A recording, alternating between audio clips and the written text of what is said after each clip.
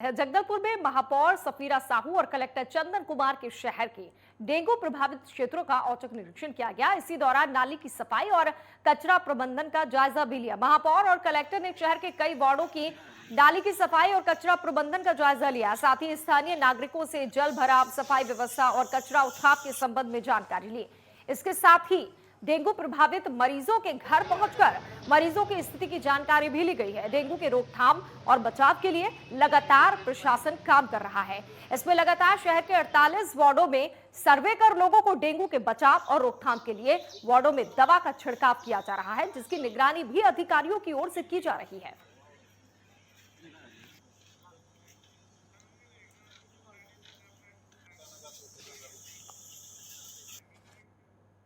छत्तीसगढ़ सरकार के श्रम कल्याण मंडल में पंजीकृत श्रमिकों और उनके आश्रितों के लिए मेधावी शिक्षा प्रोत्साहन योजना और खेलकूद प्रोत्साहन योजना के नाम से 2 नई योजनाओं की शुरुआत की है।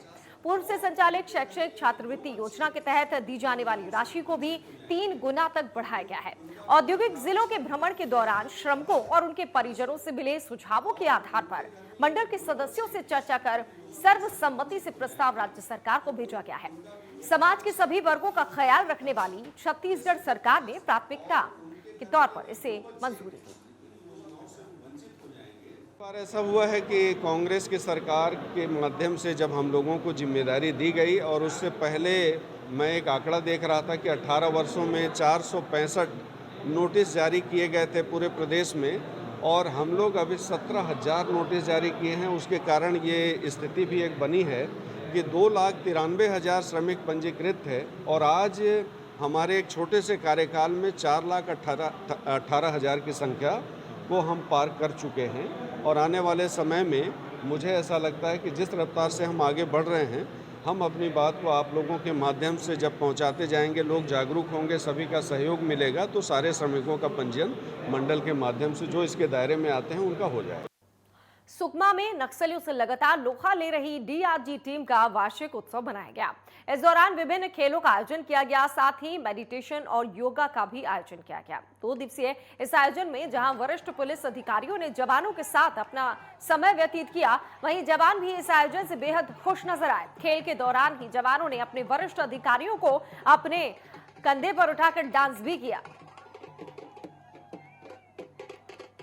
जी, ये पहली बार हम लोगों ने ऐसा प्लान किया कि जो डीआरजी की टीम है हमारी अंदर संवेदनशील इलाके में रह के हर वक्त रात दिन काम कर रही पूरी साल भर, उनको रिफ्रेशमेंट के लिए, उनकी ट्रेनिंग के लिए और फिजिकल गेम्स एक्टिविटी के लिए ये डीआरजी उत्सव नाम से हमने एक प्रोग्राम जो 2 दिन का किया था, जो कल और आज के दिन संपन्न हुआ है।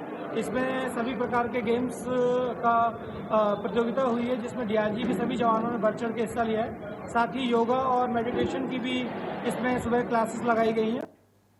जगदलपुर महापौर सफीरा साहू और कलेक्टर चंदन कुमार ने शुक्रवार को शहर के डेंगू प्रभावित क्षेत्रों का औचक निरीक्षण किया और साफ सफाई समेत कचरा प्रबंधन का जायजा लिया। महापौर और कलेक्टर ने शहर के महाराणा प्रताप वार्ड, राजेंद्र नगर वार्ड, बहादुरगुड़ा और जवाहर नगर में पहुंचकर जायजा लेते हुए स्थानीय नागरिकों से जल भराव, सफाई व्यवस्था और कचरा के संबंध में जानकारी ली। इसके साथ ही डेंगू प्रभावित मरीजों के घर पहुंचकर मरीजों की स्थिति की जानकारी भी ली।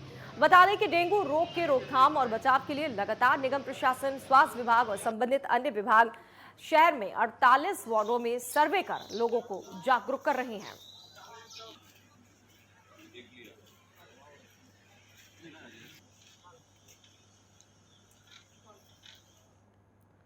अंबिकापुर बाल बंदी गृह से आइसोलेशन का फायदा उठाकर 3 बच्चे फरार हो गए। दरअसल बाल संप्रेक्षण गृह अंबिकापुर में कोविड-19 की जांच की गई थी। इसमें 12 बच्चे पॉजिटिव पाए गए थे और 2 स्टाफ भी संक्रमित पाए गए थे, जिन्हें एहतियात के रूप में अलग से आइसोलेट किया गया था और पैरामेडिकल के स्टाफ और डॉक्टरों की निगरानी में उनका इलाज चल रहा था। इसी दौरान 3 बाल अपराधी बाथरूम के ग्रिल को तोड़कर फरार हो गए।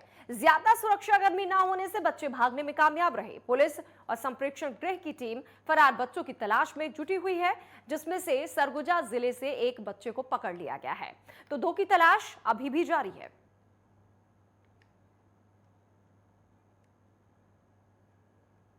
एक 2 बजे तक थे और कल देर शाम लगभग रात को 9 बजे के लगभग एक बच्चा अजीरमा का था, जिसे उसके घर से मुखबिर की सूचना पे हमारे स्टाफ पकड़ लिए हैं और नहीं मिल पाई हैं। वो एक बच्चा उसमें से बैकुंठपुर चर्चा का था और एक बच्चा था चिरमिरी थाने अंतर्गत। तो वहाँ के थाने से भी संपर्क किया गया है और पुलिस टीम से भी पूरी मदद मिल रही है और लगातार कोशिश जारी है कि बच्चे पकड़ में आए। बिलासपुर में कानन पेंडारी जूलॉजिकल पार्क से एक भालू पिंजरे से निकलकर भाग गया। इसकी जानकारी मिलते ही प्रबंधन और कर्मचारियों की नींद उड़ गई। भालू करीब 4 घंटे तक क्रेज से बाहर भटकता रहा। हालांकि 4 घंटे की मशक्कत के बाद कर्मचारियों ने कानन परिसर में तलाश कर रहे उसे फिर से पकड़ लिया और राहत की सांस ली। सुबह लगभग 11:30 से 12 के बीच में हमारा एक रेस्क्यू सेंटर में जो भालू था वो अचानक अपने केज से बाहर आ गया। तो उसको हम लोगों ने पूरी टीम मिल करके उसको रेस्क्यू करके पुनः उसको अपन केज में डाले हैं। और अब ये भालू कैसे आया, ये प्रथम दृष्टया तो मुझे लगता है कि कहीं पे जू कीपर की कहीं कोई चूक तो नहीं है, कोई लापरवाही तो नहीं। अगर ऐसा है तो ज़रूर हम उस पर कार्रवाई करेंगे और अभी इसकी अपन जाँच फिर से कर रहे हैं। तो शुक्र है कि वक्त पर पकड़ लिया गया, इसके पहले कि वो किसी पर हमला करता। इसके साथ इस बुलेटिन में इतना ही। बाकी खबरों के लिए आप बने रहिए नेटवर्क 10 के साथ। मुझे दीजिए इजाजत। जय हिंद।